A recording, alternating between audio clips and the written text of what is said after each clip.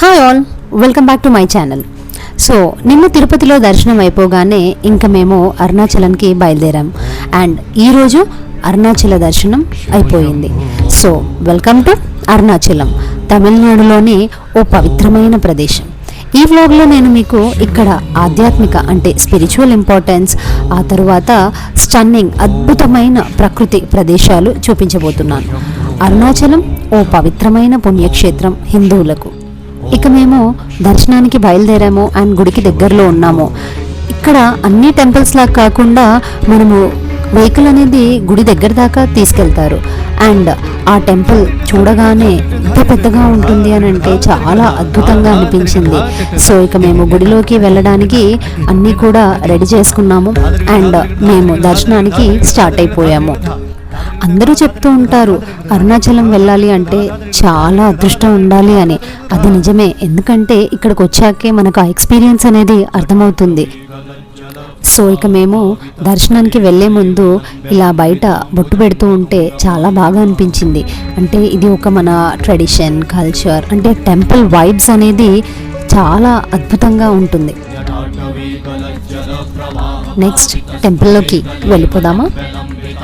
నేనైతే చాలా ఎక్సైటెడ్గా టెంపుల్లోకి వెళ్ళిపోతున్నాను, ఎందుకంటే ఇప్పుడు మేము ఇక్కడ అభిషేకం అంటే డైరెక్ట్ గర్భగుడిలోకి వెళ్ళబోతున్నాము. అలా గుడిలోకి వెళ్తుండగా మనము పవిత్రమైన ఎనర్జీ అండ్ వైబ్రేషన్స్ని ఫీల్ అవుతూ ఉంటాము. ఈ గుడిలో మనము చాలా స్లో అవుతాము. అలా డీప్ బ్రెత్ తీసుకుని మన ఇన్నర్ సెల్ఫ్తో మనము కనెక్ట్ అవ్వాల్సింది. So let's take the opportunity to renew our self. మాకు దర్శనానికి టైం ఉండటంతో ఇక మేము గుడి అంతా కూడా ప్రశాంతంగా అలా చుట్టూ చూస్తూ ఉండిపోయాము. సో ఇక్కడ ఈ చెట్లు, ఈ గోపురాలు, ఈ ప్రకృతి అంతా కూడా మనకి శివమయంలో ముంచేస్తుంది. ఇంకొకటి నేను అబ్జర్వ్ చేసింది ఏంటంటే ఇక్కడ అంతా కూడా చాలా రియలిస్టిక్గా ఉంటుంది. అంటే లైక్ మనం ఇక్కడ చూస్తూ ఉంటే వినాయకుడి విగ్రహం కూడా జస్ట్ న్యాచురల్గా అలానే ఉంది అండ్ ఇక్కడ ఎటువంటి పెయింటింగ్స్ కానీ కలర్స్ ఇలా ఏవి యూజ్ చేయకుండా అలా జస్ట్ అది కంటిన్యూ చేస్తూనే ఉన్నారు. అంటే ఈ యొక్క కల్చరల్ హెరిటేజ్, ఈ కార్వింగ్స్ ఇవన్నీ కూడా చాలా యూనిక్గా ఉన్నాయి. ఇవన్నీ మన హిందూ మైథాలజీకి సంబంధించిన సీన్స్. నాకు తెలిసి ఇది ఫస్ట్ టైం ఇలా ఇంత పెద్ద టెంపుల్లో ఇంత టైం స్పెండ్ చేయడం అనేది. అంటే జనరల్గా మనము ఏ టెంపుల్కి వెళ్ళినా కానీ దర్శనం అని హడావిడిగా తొందరగా వెళ్ళి తొందరగా రావటం ఇలా జరుగుతూ ఉంటుంది. బట్ ఈసారి ఇంత అద్భుతమైన టెంపుల్లో ఇంత ప్రశాంతంగా టైం దొరకడం అనేది చాలా గ్రేట్. ఇక ఎటు చూసినా ఈ కార్వింగ్స్ ఇంత గ్రేట్ ఆర్టిస్టిక్ అండ్ మన కల్చర్ని రిప్రజెంట్ చేస్తూ ఇవన్నీ కూడా చాలా బాగా అనిపించాయి. అంటే రామాయణ, మహాభారత అండ్ లైక్ అన్ని దేవుళ్ళవి ఇక్కడ కార్వ్ చేసి ఉండటము అండ్ పిల్లలకి ఇవి చూపిస్తూ లైక్ ఇంత డీటెయిల్గా ఎక్స్ప్లెయిన్ చేస్తూ ఉంటే.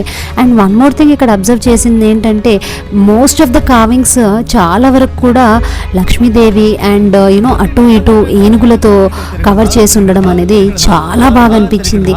అండ్ ఎలా ఫిక్స్ చేశారనేది మాత్రము ఇంకా అర్థం అవ్వట్లేదు. అంటే ఈ హైట్ అనేది చాలా పెద్దగా ఉంది. అంటే మనందరికీ అరుణాచల గోపురం అనేది ఆల్రెడీ లైక్ మైండ్లో వచ్చేస్తుంటుంది చాలా పెద్దగా ఉంటుందని. అండ్ ఇవన్నీ కూడా ఇలా రివర్స్లో ఉన్నాయి. అంటే ఆ టాప్ గోపురం లోపలి పార్ట్ నేను ఇప్పుడు మీకు చూపించింది. సో ఇక మేము ఇప్పుడు దర్శనానికి టైం అయింది అండ్ గర్భగుడిలోకి వెళ్ళబోతున్నాము. ఇక అభిషేకం కోసం మేము గర్భగుడిలోకి ఎంటర్ కాబోతున్నాం. ఇప్పుడు నేను మీతో ఇక్కడ దేవుడి యొక్క పవర్ఫుల్ ఎక్స్పీరియన్స్ షేర్ చేసుకోబోతున్నాను. ఇక్కడ శివలింగం ఒక పవర్ఫుల్ ఎనర్జీ సెంటర్, అంటే ఉష్ణాన్ని వెదజల్లుతుంది. జనరల్గా మనము వింటూ ఉంటాము అరుణాచల శివలింగం అంటే అగ్నిలింగం అని. అంటే ఆ గుడిలోకి ఎంటర్ అవ్వగానే మనకి చాలా వేడిగా ఉంటుంది అని. అండ్ ఈరోజు మేము అది ఎక్స్పీరియన్స్ చేసాం. మేము ముందు వెళ్ళినప్పుడు, ఇది రిటర్న్లో వచ్చాక. అంటే మీరు మా బాబుని చూస్తే మీకు అర్థమవుతుంది ఎంత వేడిగా ఉంది అనేది. బట్ ఆ పవర్ఫుల్ ఎనర్జీ, ఆ వైబ్రేషన్స్ అంతే అద్భుతంగా ఉంది. అంటే అభిషేకం కల్లారా చూడటం అనేది చాలా అదృష్టంగా ఫీల్ అయ్యాము. అండ్ అక్కడ ఆ తర్వాత ఇలా ఆశీర్వాదం తీసుకొని ఇంకా మేము గుడి బయటికి వచ్చేసాము. ఇక దర్శనం అయిపోయింది అండ్ నెక్స్ట్ ఇప్పుడు బయటికి రావడం అంటే పిల్లలు కంప్లీట్గా లంచ్ టైం అవ్వడంతో ఆకలిగా ఉన్నారు and at the same time complete ఇలా చెమటతో నిండిపోయారు. సో వాళ్ళు కొద్దిగా డిస్కంఫర్ట్ ఫీల్ అవుతున్నారు. అలా అని చెప్పేసి మేము ఇక్కడ పక్కనే ఉన్న టెంపుల్లో అంటే లైక్ చెట్ల కింద కూర్చొని కొద్దిసేపు అలా రెస్ట్ తీసుకున్నారు. ఆ తర్వాత ఇంకా అక్కడి నుండి కొందరు లోకల్ పీపుల్ లైక్ అక్కడ చెట్లు అండ్ డిఫరెంట్ టెంపుల్స్ దేవుళ్ళకి సంబంధించి కొన్ని ఎక్స్ప్లెయిన్ చేస్తూ ఉన్నారు. సో అలా అవన్నీ కూడా చూసుకొని మేము ఇంకా కంప్లీట్గా చాలా పాజిటివ్ ఫీల్తో గుడి నుండి బయటికి రావడం అనేది జరిగింది. ఇక మేము గిరి ప్రదక్షిణ చేయబోతున్నాం. గిరి ప్రదక్షిణ చేయటం అంటే గిరివలం అంటారు. ఇక లంచ్ టైం అవ్వటంతో పిల్లలు చాలా టైర్డ్ అయిపోయారు అండ్ వెహికల్లోనే గిరివలం కంప్లీట్ చేశాము. ఇక్కడ travelling is not about just seeing new places, it's about learning new things.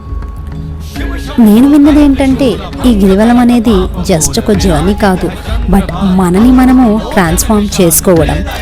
ఇది మన కాలినడకే కానీ చాలా గొప్పది.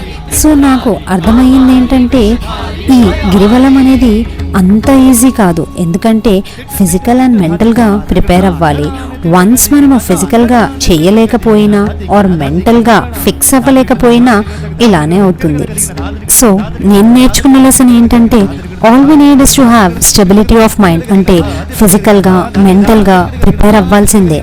అండ్ అరుణాచల శివ నాలో సెల్ఫ్ అవేర్నెస్ని ఇగ్నైట్ చేశారు.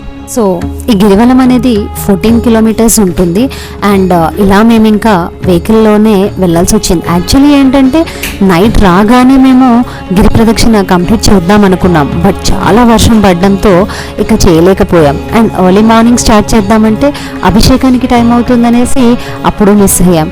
అండ్ ఆఫ్టర్ అభిషేకం అంటే లైక్ ఆఫ్టర్ దర్శనం చేద్దాము అనుకుంటే లంచ్ టైం అండ్ చాలా ఎండగా ఉండేసరికి పిల్లలు కోఆపరేట్ చేసే పరిస్థితి లేదు.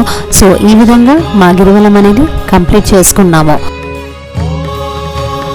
సో ఇక్కడ నుండి ఇక మేము రూమ్కి వెళ్ళిపోయాము అండ్ రూమ్కి వెళ్ళగానే కాస్త ఫ్రెష్ అయ్యి ఆ తర్వాత గుడి నుండి తీసుకొచ్చుకున్న ప్రసాదం చాలా బాగుంది అండ్ చాలా సూపర్ అనిపించింది. అండ్ ఇలా మేము ఇంకా ఈ ప్రసాదంతో కొద్దిగా కర్డ్ రైస్ అది ఆర్డర్ పెట్టుకొని లంచ్ కంప్లీట్ చేసాము. అండ్ ఆఫ్టర్ లంచ్ ఇమీడియట్గా లగేజ్ అది ప్యాక్ చేసుకొని రూమ్ వెకేట్ చేసేసి అండ్ నెక్స్ట్ ప్లేస్కి వెళ్ళబోతున్నాం. అండ్ నెక్స్ట్ మేము ఇలా స్టార్ట్ అయ్యి ఉంది ఏంటంటే యాక్చువల్లీ మీకు నెక్స్ట్ వ్లాగ్లో కంప్లీట్ డీటెయిల్స్ ఇస్తాము. అండ్ ఇది వచ్చేసి మేము వెళ్ళే ఏరియా నాగపట్నం అండ్ ఇక్కడ నుండి ఇంకా మా జర్నీ స్టార్ట్ అయిపోయింది ఆల్మోస్ట్ ఈవినింగ్ అరౌండ్ 4-4:30. సో అలా వెళ్తూ ఉండగా దారిలో మళ్ళీ మనకి సేమ్ నేచర్ అదంతా కూడా ఏంటంటే మనకి సిటీ లైఫ్ నుండి డిఫరెంట్గా ఉండటం, అలా చిన్న స్నాక్స్ బ్రేక్ తీసుకొని టీ అండ్ స్నాక్స్ ఆ తర్వాత మళ్ళీ మేము ఈ జర్నీ స్టార్ట్ చేసాము. సో ఇక ఆల్మోస్ట్ హాఫ్ ద వే అంటే 1.5 అవర్లో నాగపట్నం రీచ్ అవుతాము. But by the time we reach it was late night. But అక్కడ బీచ్ వ్యూ ఉండటంతో ఇక పిల్లల కోసమని మళ్ళీ మేము జస్ట్ అలా బీచ్లో కొద్దిసేపు నడిచి మళ్ళీ రూమ్కి రిటర్న్ వచ్చేసాము. అండ్ రేపటి వ్లాగ్లో మేము ఇక్కడ ఏం చేసాము, ఎక్కడికి వెళ్ళాము, ఎలా డే స్పెండ్ చేసాము అనేది కంప్లీట్గా కవర్ చేస్తాను. Hope you liked it. Stay tuned. ఇంతే కాదు ఇంకా చాలా ఉన్నాయి.